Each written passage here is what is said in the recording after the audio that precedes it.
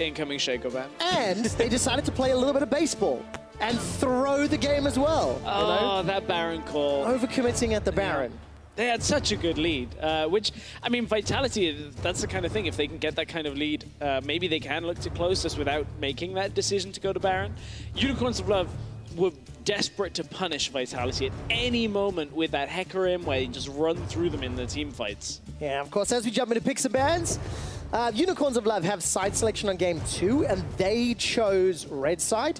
So that is why we see the same side selection once again. A slight pivot in terms of bans here. Vitality banning the Cassiopeia.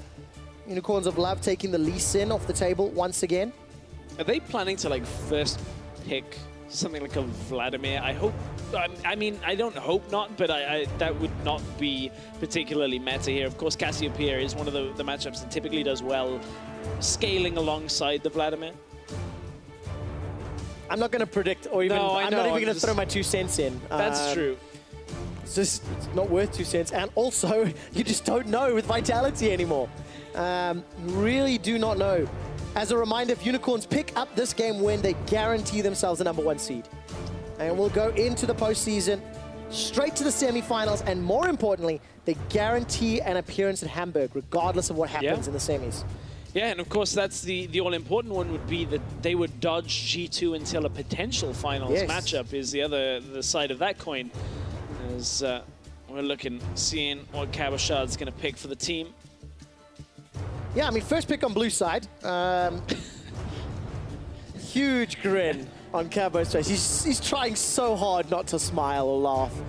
Instead, going to do exactly the same first pick once again, Gragas. And, you know, talking about Hamburg, we mentioned the tickets, how they are available, second wave anyway.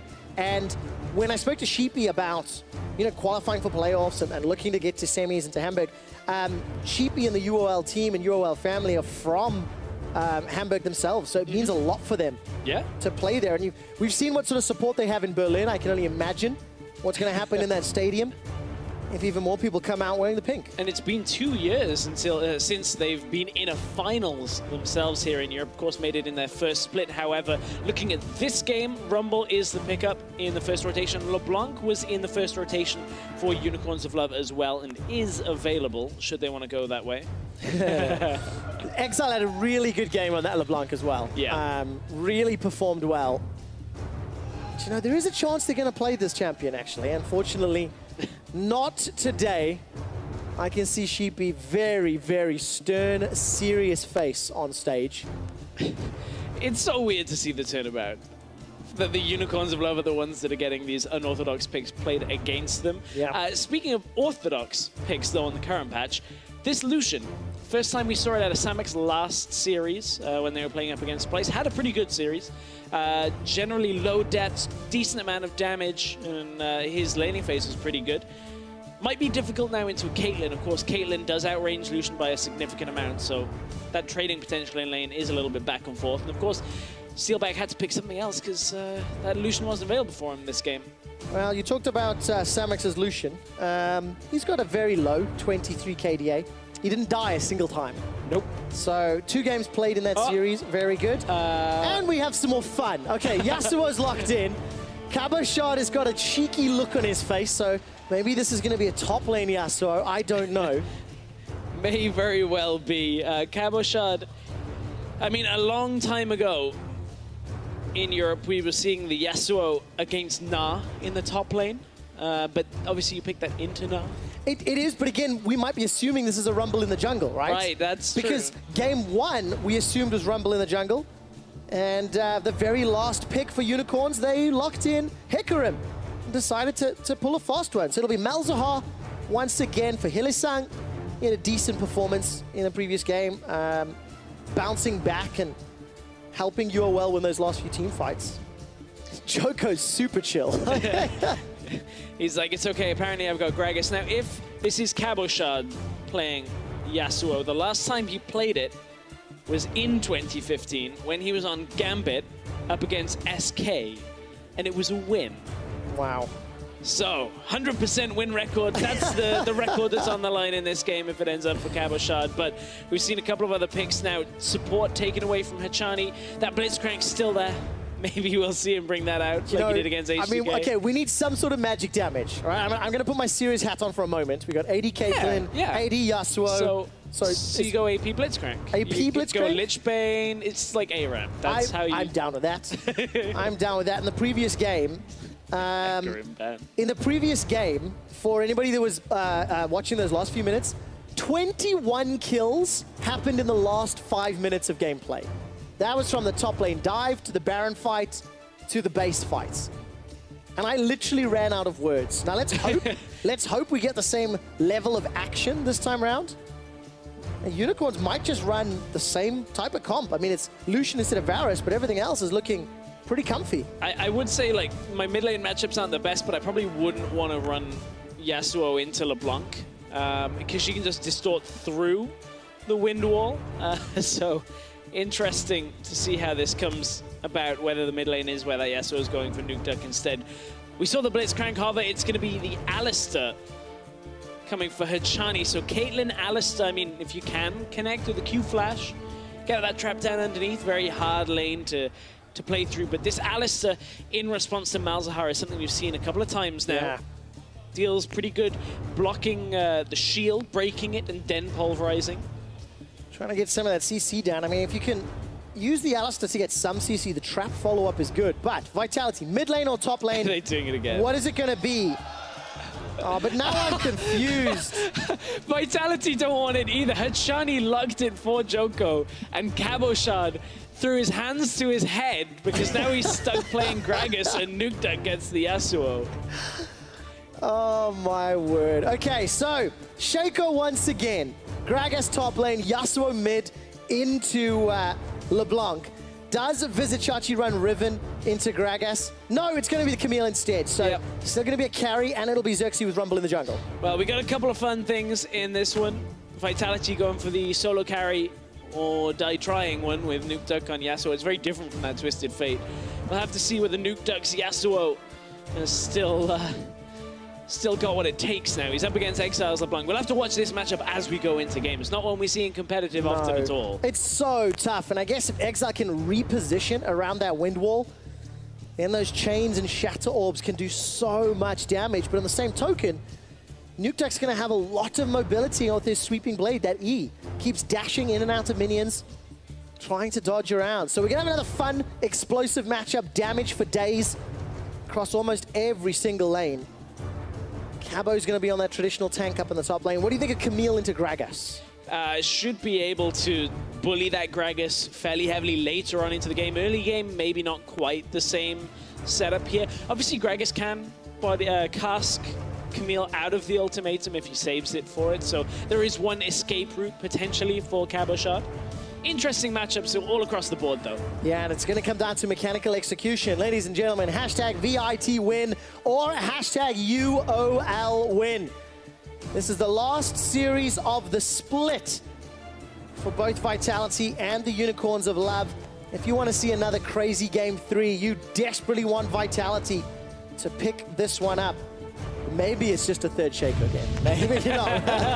I would want to see a third Shaco game. Well, let's find out. Shaco's in the audience. He's wearing UOL colors, but he's playing for Vitality. We're loading up as the Unicorns are one win away from a quarterfinal bye and a berth into the semifinals. We mentioned Cabochard's 100% win rate on Yasuo. Guess who else has got one? Tell me. It's Nuke Duck. 3 games for Nuke Duck in 2015 on Yasuo when he was on Rockat. See if you can best Exile. Oh, so difficult. Unicorns grouping themselves up for a potential sort of invade or vision invade. And I'm going to go back to what you mentioned, Stress, right at the end of that picks and bans. As the Shaco was locked in, Cabochard and all of Vitality threw their arms in the air. Joko almost surprised. Hachani either trolling or missing a joke, I don't know. You know, pick me Shaco, okay, lock in, no! We'll have to hear from our observer team and our production team if they can give us a little clip of that. And yeah, we're gonna look at these skill matchups. I mean, Gragas can outplay the Camille to survive at least with the ulti. Yeah, and I think later on that becomes a lot more difficult because Camille doesn't necessarily need the ultimate later. Yes. Mid lane, as we said, we're going to have to watch this one. The interactions between Yasuo and LeBlanc specifically. Oh, no. Hylissang's pulling a Hachani. Got the passive. It's about to get popped. Where's the CC? Knocked into the air. Steelback's looking to flash forward. Puts the trap down. First blood picked up by Hachani. Oh, Hylissang. It was all looking not too bad up until the fail flash. It was going to be okay. Hylissang looked like maybe he was out.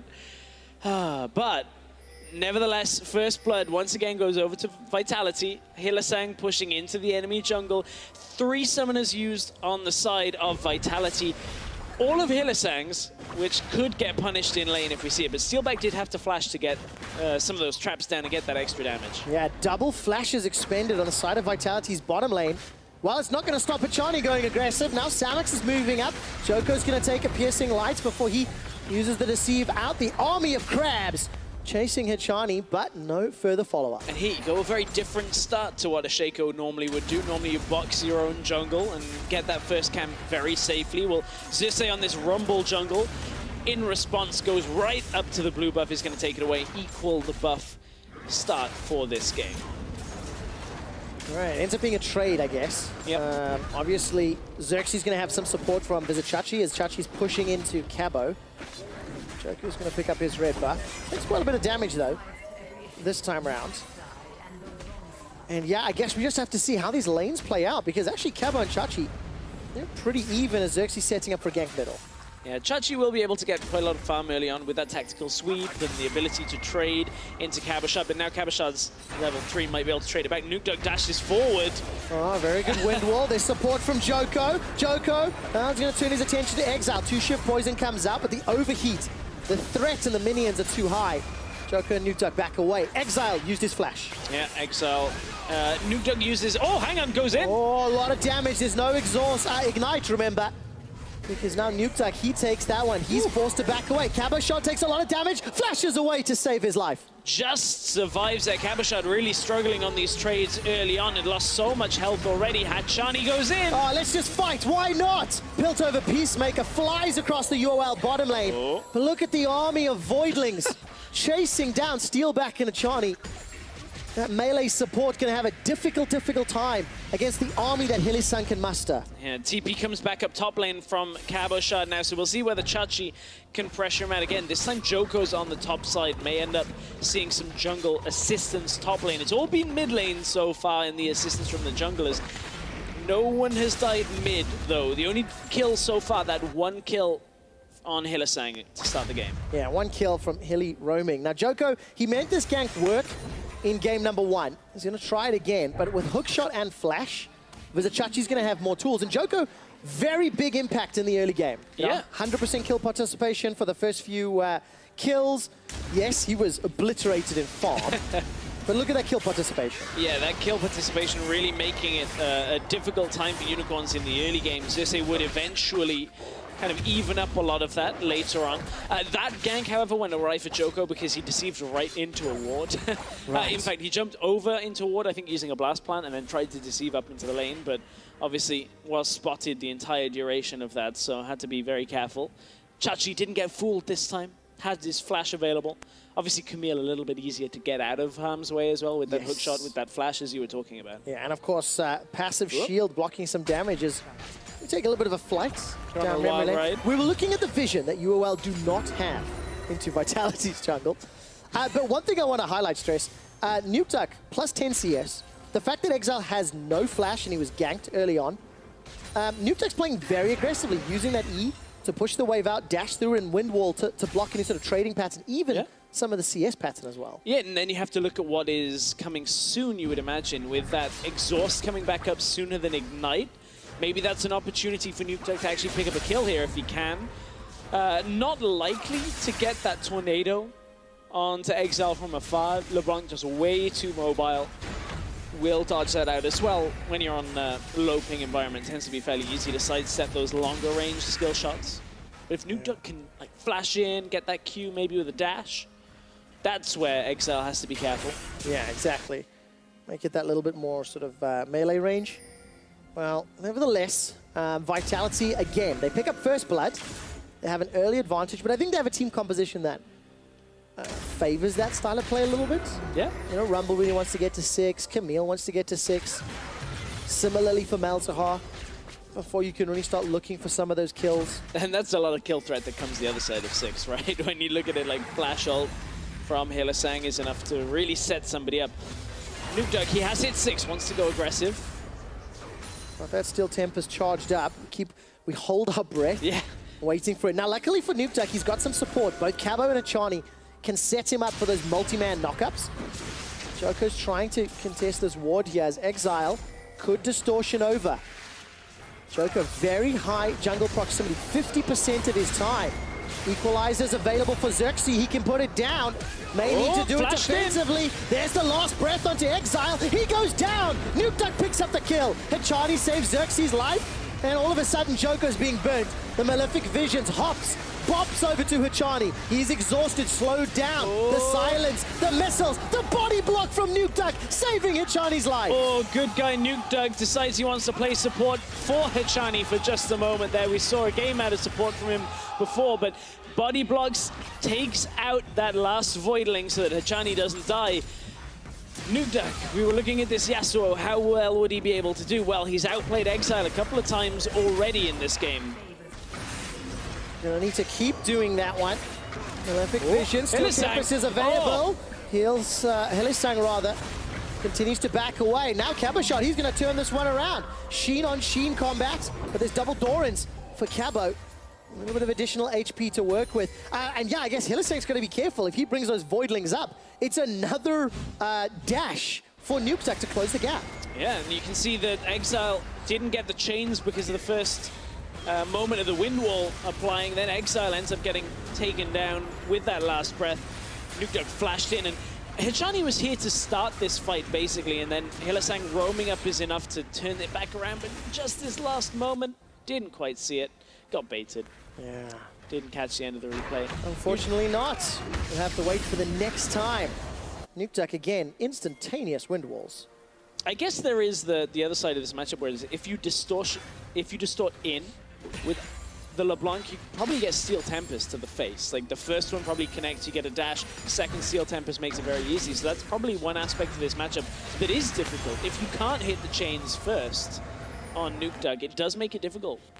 Especially because of the delay on that distortion. It just allows Nukeduck all of this breathing room to time his E's and his sweeping blades over and over. The one thing that Yasuo always does have to play around is the fact that that wind wall is a high cooldown. So there is going to be a moment in the game where Exile will have his chains, the distortion, everything available when wind wall isn't. So that's one thing we're going to have to keep an eye on. It's 26 seconds at rank 1. Very, very high. Exile is going to be deceived. Takes a 2-shift poison to the back. Distortion has been used. Jumps back to Joko. Nukeduck dashes through a Mimic, though. Doesn't find the correct target. Nether Grasp going to get used here. Joko's clone doing a lot of work. That's going to pop down some traps. That actually might cancel an exit path. Yeah, nobody wanted to kill it, was the problem. Nobody wanted to get those triangular boxes down. Take the damage from it. It's not AP Shaco though, so it's not not like you lose all your health by it dying. Not at all. All right, now all of a sudden, Hylissang's the target. Exhaust is available to him. He throws down the ulti on Joko. Can't get interrupted for a while. Joko survives a few seconds longer. Now Nukeduck looking for a target. Hachani should be able to get this onto Hilly. Oh, the heal. Gonna keep chasing. Summon a heal and a dash. Hachani gets the knock up and kill secured by Nukeduck. Double buffs as well. Last breath has been used. Nukeduck needs to back away. Wind wall buys a few seconds extra. Now Steelback has joined the fray. Nukeduck's locked in place by the chains. The exhaust slows down the damage from Xerxes. And let's throw a teleport in the mix. Cabo's on the board. He takes down Xerxes. Vitality again with a strong early game. It's enough to get a small lead, but this time, following the fight down, Nukeduck is able to get the damage down, survived up against a lot of that LeBlanc damage that ended up coming through. Ace in the hole gets blocked out. Samux takes that one, as Steelback was trying to delay the recall of Exile so that Nukeduck could push in this mid lane in response. That kill for Caboshot could be so pivotal. He was down 20 CS. And let's take a look at the replay. So this is the engage onto Hylissang that would start it all. You can see Joko still at the mercy of being fairly low health. You can see he tried to get a little bit of health back as he was attacking Exile down, but Hylissang, good guy Samox with the heal to save him for a while, but it was enough to have Hachani and Nukeduck finish off that fight, and Samox couldn't quite get the damage out at first. Good wind wall again. Nukeduck's been on point with those, blocking out a lot of the chains that come through. And Vitality bring in Cabochard and bring home another kill. And that ends up giving Vitality 4 total kills on the game. Double buffs for Nukeduck, red buff for Cabochard, and Cabochard's going to be the recipient of a gank. Equalizer and Hextech Ultimatum are a few seconds from cooldown. Unicorns need this one to play out. The hook shot finds no CC, but it gets the flash. Yeah, Cabochard looked like he was trying to just walk away from that one, but got minion blocked on the way out. Had to flash, but at the same time, probably would have had to have flashed from that gank, as the hook shot would have caught him, but still frustrating for Cabochard. Nevertheless, survives, has that kill to his name, building towards that Iceborne Gauntlet. We've seen a lot of Gragas do that up in that top lane. Yeah, it makes so much sense as well against Camille in the side lane. Cabochard's going to go toe-to-toe. Chachi's passive blocks some of that damage, but not a huge amount. Oh. Very good sidestep.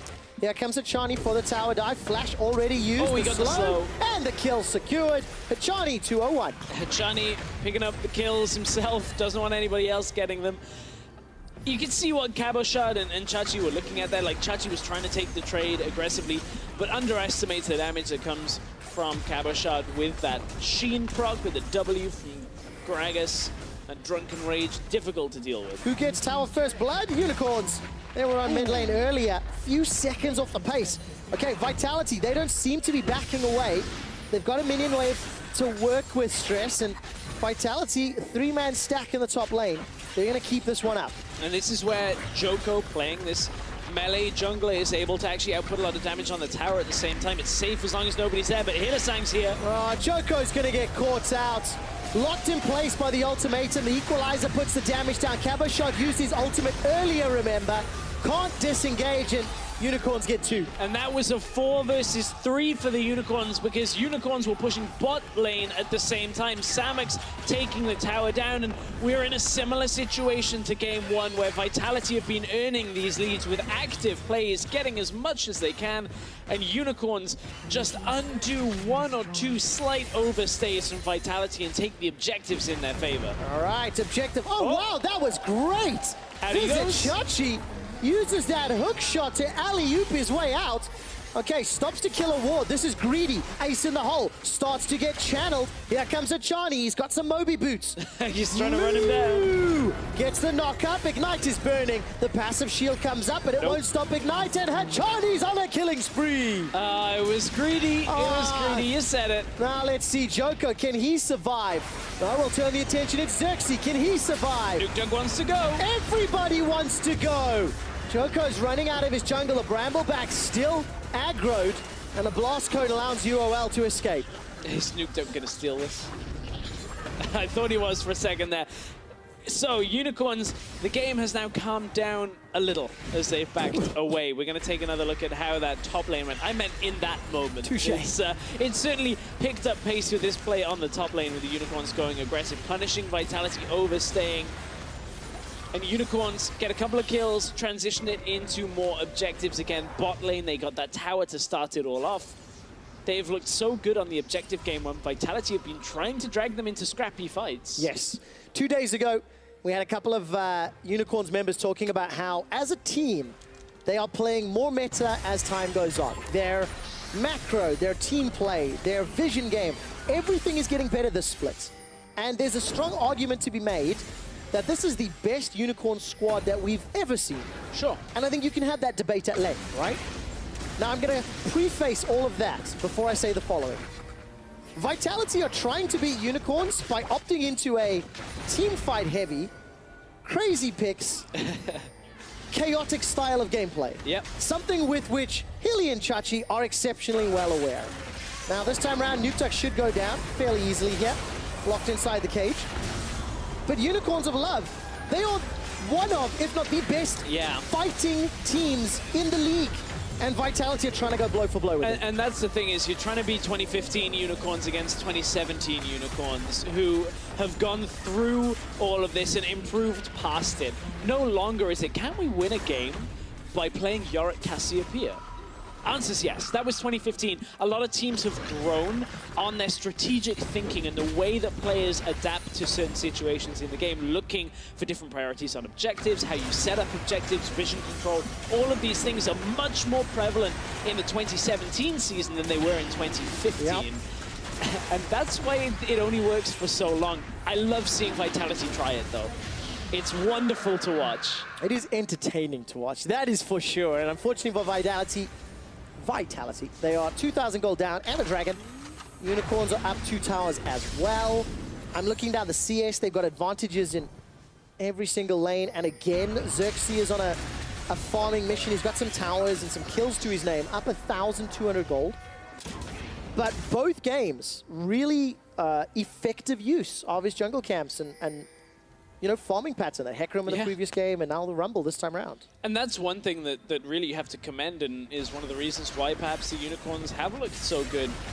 In the 2.5 years now at the end of this split in the LCS, they haven't had a jungler for much more than a split. They're always cycling through, and some have been great, some are still in this game, as Joko played a couple of games for the Unicorns as well, but I think Xerxes is the one that's found his own the most here with stabilized Unicorns. Like, he's been able to be a big presence in just about every game. Very few games do I feel like Xerxes has not shown up. I agree with that entirely, and I think, you know, Samex is one of those guys that is a little bit not talked about when you look at the UOL squad. He's had solid laning performances in CSD, and, you know, he's a reliable player on the team. And I can't wait to see how Unicorns play in the playoffs, because they're guaranteed top 2 with a win here, which is looking likely. They're going to take that #1 seed. TP's coming. All right, engage from Hachani. Doesn't find the pulverize correctly. Teleport coming down from Cabo Shard. Visit Chachi's late to the fight. Samex is the target. The barrel sends him to safety. That's not what Vitality wanted. Nukeduck gets locked inside the ultimatum, and Nukeduck is down. Unicorns turned a 5-on-3 around. It's a double kill for Chachi. He's not done. A triple. He can look for more. Hachani's the target. This might be the quadra, and scumbag Xerxes stole the penta. Unicorns with a clean team fight turnaround, and the last game came from a Baron attempt. This time it was a team fight from Vitality. Chachi just says, don't worry about me staying alive. I'll fall. Unicorns will push down more turrets. It's so early in the game. We're only 18 minutes in, so 10 seconds means this isn't going to be an inhibitor tower. But Unicorns coming out massively ahead. I like the play setup from Vitality. Get the TP in, try and start this fight. The problem is Unicorns have already set up the ward for the rest of the team to join. In fact, Chachi had TP'd back in through the jungle. And Hylissang, Samex, and Xerxes bought enough time that when Chachi and Exile showed up, they already had won the fight. It was an easy cleanup, and Chachi just a monster on this Camille. Well, quadra kill to close it out, and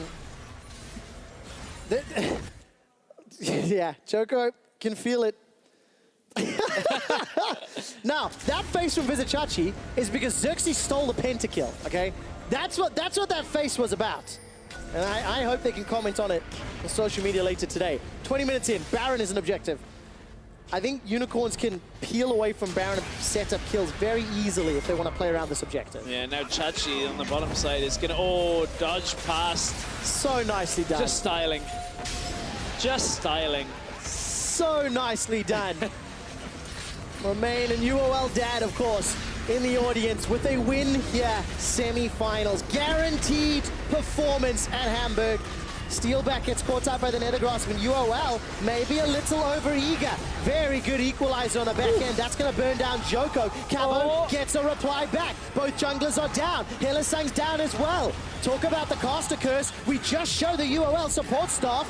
And Unicorns lose the fight. Oh, no, they don't, because Chachi's here as well. Gabushad knows he's a gunner. Ends up getting caught on the back end from Chachi, finally getting to the fight. And Unicorns, now they look to do damage to the inhibitor towers. Every fight has gone their way. It started like it looks to be Vitality's favor, but Vitality just cannot survive through. Well, Nukeduck's gonna look for revenge. He's down 2 levels. Vizichachi dodged the Steel Tempest last time round with that ultimate of his. The ultimatum hook shot. I think that was body blocked, actually. Chachi unable to get over the wall. Nukeduck, last breath available. Pulls he the goes trigger, in. but here comes Exile. Hachani and Steelback did not support him. Very big smiles on the side of Nukeduck. Nukeduck laughing along with that. Knew that he was already dead by the time he fired the Steel Tempest tornado out. Exile might be in trouble here. Okay, Exile's going to be able to dash away with that distortion. Stress, it feels like the inevitable. UOL will close this out. It's the manner in which they do it that we will enjoy. And I don't think Vitality are bothered at all. You can see the player cameras. They're having a lot of fun in this game now. They know that, unfortunately, the window on this particular game is closed, and therefore this is the last game of their season or split for spring. Unicorns is basically a formality now, but... Yes. And I think the biggest thing is, you know, if you are a Vitality supporter and you want these players to do well, is figuring out how do you unlock these players with more serious comps when they're not knocked out of the league. Hylissang's gone down, but he takes a Chani with him. And Vitality were able to respond and defend that top outer turret, which is still standing, by the way. There's an outer turret remaining, not for much longer, as UOL have now committed to the tower.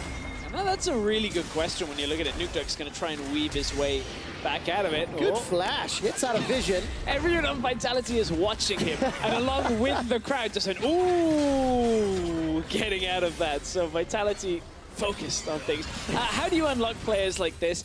That's such a like $1 million question, really, is how do you tell somebody the pressure's not on when actually they're playing almost every time for their career, because every win, every loss adds up.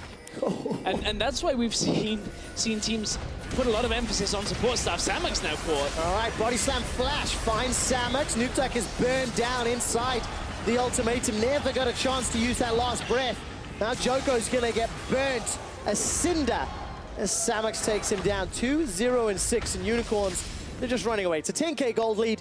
And maybe the Baron is going to be the objective. Yeah, of course, one team that may not quite be laughing as much as Vitality and Unicorns on this one would be H2K. This, of course, was an important result for them. If Vitality had been able to take down the Unicorns, it would have had playoff implications on that semifinals bye. But with this Baron taken, Unicorns have basically locked their spot. Yeah, they absolutely have. Equalizer starts to burn down Steelback. He uses a good 90 caliber net, but the Ignite takes him down. Caboshot is in a duel with Vizichachi, and the rest of Unicorns join the fight. We're nearing the end of the game, and this is where you start thinking, how on earth do you award Player of the Series? And I think it has to be Xerxes. I think his Hecarim farm and his turnaround at Baron the previous game, this game, Rumble, he's hit every single equalizer, but like, goodness, how do you possibly pick a single person? I thought you were going to say Joko. I thought for a moment that you were going that way, but... No, it is April Fool's. I'm not going to go that far. That's fair. That's fair. Unicorns, I mean, as you said, how do you pick one? Xerxes, that game one, the turnaround was a lot more dramatic than this game has been. It was a lot more impactful on the setup of that fight. Look at the damage. Shatter Orb, where is it? Exile's looking for the target. He wants Joko, and Exile takes him. Actually, Xerxes got him. You see? Player of the series. Player of the series. There we go. That's simple. Write it in. He killed Shaco. Stats team, you got the vote. You don't even need to hear from us later. Nukeduck, can he kill Hylissang? There's support from Samux. Nukeduck's not done. Exhaust goes out to the Samux. The wind wall is doing so much. That wind wall blocked everything. And Samux culls Nukeduck where he stands. But Chani gets his 4th kill of the game, taking down Exile. Chachi's playing PB down on the bottom lane. 34 kills in 25 minutes. That's going to be the summary. Hashtag 34 kills, the dream. Well, Chachi finally gets an inhibitor. Unicorns have been looking for this for so long right now. And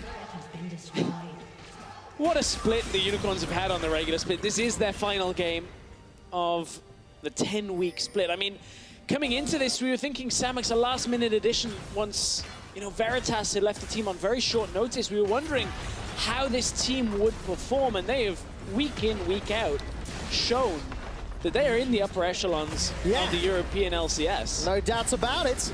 Unicorns of Love now guaranteed that spot in the semi-finals. They're 15,000 gold up. Vitality have families, Unicorns. What are you doing to them? Honestly, a lot of this is what Vitality are doing to themselves. Constantly going aggressive, constantly looking for fights. Charlie wants to go. He does. Hylissang's the only target of the last breath. That's not enough. Equalizer dissuades any further impact, and Joko's locked down by the Nether Grasp. Xerxes on a rampage, killing the Shaco once again. For solo queue players all around the world, Yasuo and Shaco are down. It's the biggest record we were tracking today, Trevor. The 100% win rate on Nuketug's Yasuo is gone. Also, paging stats team. Good luck explaining this game in the context of a season, because this throws the averages out of whack. It can really, really fiddle those things up. Unicorns of Love get themselves yet another ace. More than 1 kill a minute.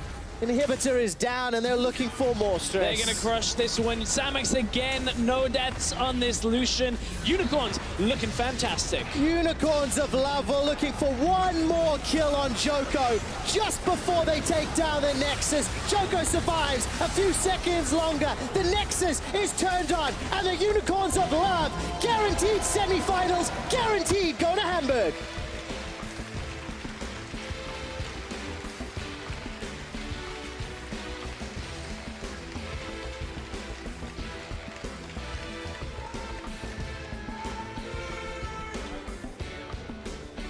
The fans, the local crowd here in Berlin, it is a sea of pink.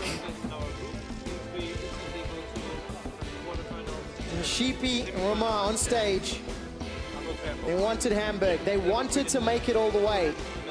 And they've dodged G2 eSports by getting that quarterfinal bye, by going straight to the semifinals. Now I'm just so looking forward to seeing out of the 4 teams that will be in the quarterfinals, who's going to end up drawing Unicorns. That's a long way away. We've got so much League of Legends before that, but it's going to be a fun series. And of course, stress. We know now that H2K are locked in second place, and they will play either Fnatic or Roccat. Right? In order for Fnatic to lose their spot in the quarterfinals, Roccat need to beat G2 today. And Fnatic need to lose tomorrow. That would cost Fnatic the quarterfinal bye. That's what Roccat need. So for Fnatic, they're hoping that G2 does them a solid and takes down Roccat today. Yeah, that would be a monumental upset if Roccat actually could take it. Sheepy, we'll see you in Hamburg. Talked about it on Thursday. Captain Serious on stage. And that's been the Unicorns all the way through the split, is they have been very serious, very focused. Yeah. As much as, you know, the branding over the last couple of years has been all about having fun and everything going in that kind of direction, this has been the best Unicorns. I don't think that is a particularly big argument against it. It's not. Unicorns the best iteration we've seen. It's very, very exciting. G2 and UOL, respective #1 in each of their groups at the end of regular season play. G2 still have a series to play, and tomorrow we're going to potentially see all 4 of the quarterfinalists. So there's still a couple of games to play. Unfortunately, no more standings implications outside of Fnatic and Roccat, right? So, and that is a big one. Of course, like I think Roccat can do that. That's so interesting. But then if it is Fnatic in the playoffs, which is the most likely, tomorrow becomes a kind of a playoffs preview. It does, yeah. 2 and 3 from Group A play 2 and 3 from Group B, like internally inside the groups. Very interesting setup for tomorrow's games. And I wonder if we'll see some Shaco or Yasuo or Twisted Fate. I don't know. No, I don't know. And I think I want to bring it to a little bit more serious before we go to an interview. Vitality, it's a disappointing split. You know, they never found their groove. Sure. They never found their identity. They had GBM on the roster the entire time. He played 1 series with him, and he looked good in the mid lane. Yeah. And Nuketug and support left something to be desired, but... Especially when you look at the names that came in, Cabochard, Steelback, Nuketug, we were like, okay, this is the kind of team that maybe can look to perform. I think the end of the split has shown that when expectations dipped, they still at least held strong. And now maintaining their spot for summer, we saw some improvements out of Vitality over the last few weeks. So maybe they can make a run in the summer split instead. But for now, their spring is over. It is indeed. And it's going back to the drawing board, you know.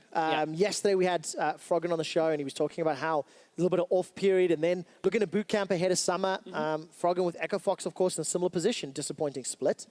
And it's just a matter of rebuilding and figuring out what to fix and setting your sights on Summer Split and a stronger performance. Yeah, exactly. It's been a fun series from Vitality, going out with a bang, though. It absolutely has. It was April Fool's Day. It is Slumber Party, and there was no ways you could slumber through that series. Stress, that's enough for us. Let's head over to talk to UOL's Chachi.